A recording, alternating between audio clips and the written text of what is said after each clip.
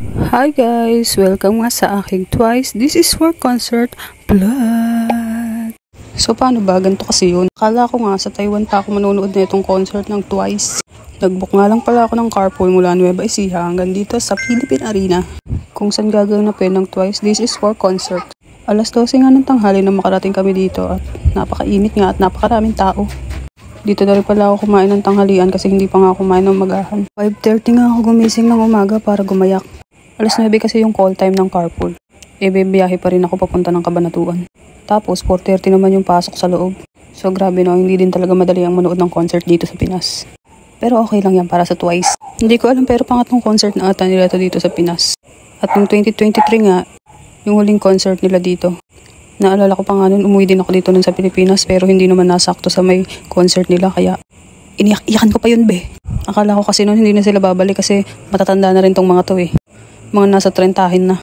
Tapos nung nag-announce bigla sila ng concert nila ulit dito sa Pilipinas. Bakla, hindi pwedeng hindi ko na sila makita. Baka mamaya bigla na lang mag-retire tong mga to. Pero sana wag naman. So yun nga, lahat ginawa natin para makasecure ng ticket. Lahat ng kailangan natin kausapin, lahat ng kakilala. Charot lang. Grabe nga yung feeling ko dito nung umaga. Medyo hindi pa siya nagsisink in sa utak ko. Medyo normal pa ako. Pero nung pumapasok na nga ako, grabe be. Hindi ko na maintindihan ang nararamdaman ko. Para akong natatain na naiiyak na ewan na masaya, ganun. Tapos nung pababa pa ako sa upuan ko sa pwesto, be, putang ina. Pakalapit ko sa stage. Basta yun ang lapit namin. Shit, putang ina. Ay, gato. Akong mamatay, putang ina. Ang lapit lang stage. So yun na nga, hindi ko in-expect na ganito ako kalapit. Mukha lang siyang malayo sa video. Tapos nung nilagay na nga yung itim na dadaanan nila na yan, nagkakagol na nga ang sambayan ng once, mga kaibigan. Tapos ayan, nagsimula na, hindi na, magkagula pa yung mga fans. Kasama na ako dyan.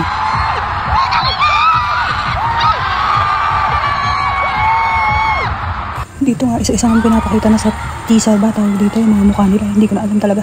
Dito, grabe na talaga yung excitement at yung saya na nararamdaman ko, bakla. Wala ka nang madidinig talaga sa akin dito, kundi puro sigaw na lang at mura. Kasi finally, ayan na talaga sila sa harap ko eh. Dati talaga iniisip ko lang yan, akala ko hindi ko sila makikita eh. Saka hindi ko rin talaga naisip yung sarili ko na manonood ng concert nila. Tapos biglang, ayan na yun, ayan na talaga!